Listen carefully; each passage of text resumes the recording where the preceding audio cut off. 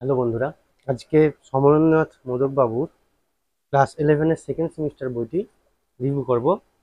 তো চলুন ভিডিওটা শুরু করা যাক। সমরেন্দ্রনাথ মোদকের সেকেন্ড সেমিস্টার মাধ্যমিক ভূগোল বইটির প্রথমে সিলেবাস এখানে দেওয়া আছে, কত থেকে কত নাম্বার আছে, সব মার্কস ডিস্ট্রিবিউশন করা আছে। এখানে দাম লেখা আছে 250 টাকা, এর উপর এতে ডিসকাউন্ট করবে। ওকে, তো আমাদের একবার সিলেবাসটা চোখ বুলিয়ে নাও। প্রাকৃতিক ভূগোল তত্ত্ব থেকে আসবে আগের বার যেরকম ছিল 15 নাম্বার, মানবীয় ভূগোল থেকে আসবে 12 নাম্বার, ভারতের ভূগোল থেকে আসবে 8 নাম্বার, 2 নাম্বার, 3 নাম্বার এবং 5 নাম্বার। এবারেতে শর্ট কোশ্চেন এমসিকিউ কিছু নেই। প্রাকৃতিক ভূগোলে আছে সমস্থিতি, ভূমিরূপ গঠনকারী প্রক্রিয়ায় ভাঁজ, চুক্তি, আবহবিকার, মৃত্তিকার গঠন, এই সমস্তগুলো আছে। আবহাওয়া এবং জলবায়ুতে বিভিন্ন রকম হিট বাজেট, তারপরে যে ত্রিকোষীয় মডেল হচ্ছে, বিভিন্ন অঞ্চলের বায়ু প্রবাহগুলো, জেট স্ট্রিম, এই সমস্ত অনেক কিছু আছে। পরে আলোচনা করব সিলেবাসটা ডিটেলসে। বায়ুমণ্ডল অর্থাৎ সমুদ্র যাবতীয় বায়ুমণ্ডল, ভূপৃষ্ঠের বিভিন্ন রকম যে বায়ুমণ্ডলের যে স্ট্রাকচারগুলো, এই সমস্ত জলপ্রবাহ, তার যাবতীয় বিষয় আছে।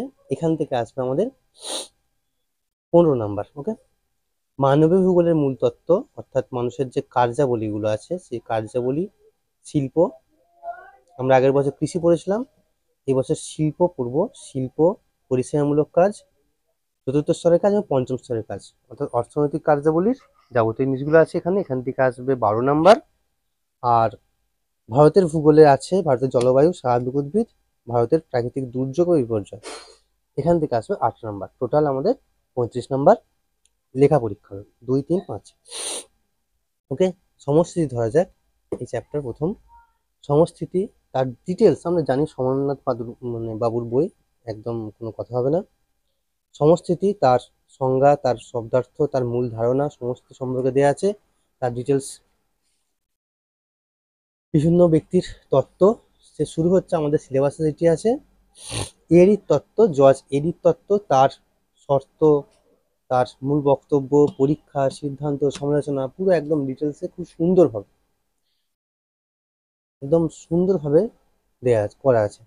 তারপর প্যাটের তত্ত্ব, এই সারা হলো সমস্থিতি, তার যাবতীয় কোশ্চেন যত নাম্বার আসার সম্ভব আছে, 2, 3, 5, একটা চ্যাপ্টার সারা হলো। তারপরে আবার দেখো ভূমিরূপ গঠনকারী প্রক্রিয়া, মহিমা বকালরণ, রিজেনারন, ভাঁজ, ভাঁজের বিভিন্ন রকম যে উপাদানগুলি, ভাঁজের শ্রেণীবিভাগ, তারপরে ভাঁজের গঠিত ভূমিরূপগুলি, এই করতে করতে ভাঁজ সারা হলো। চুক্তির চ্যাপ্টার সারা শুরু হচ্ছে। সমরেন্দ্রনাথ বাবুর যে বই, আমরা জানি যে অনেক বছর ধরেই সব থেকে ভালো বইগুলোর মধ্যে একটি। তো এইভাবে পুরো আমাদের করা আছে পুরো বইটা। এখন ভূমিরূপ গঠনকারী প্রক্রিয়া সারা হলো। আবহাওয়া, সেখান থেকে শুরু হচ্ছে যে ইনসুলেশন, হিট বাজেট, অ্যালবেডো কি, হিট ব্যালেন্স কাকে বলা হয়, ঠিক আছে, পুরো একদম সুন্দরভাবে আইসোথার্মস, আইসো যে বায়ুমণ্ডলের তাপমাত্রা তারতম্যের কারণ,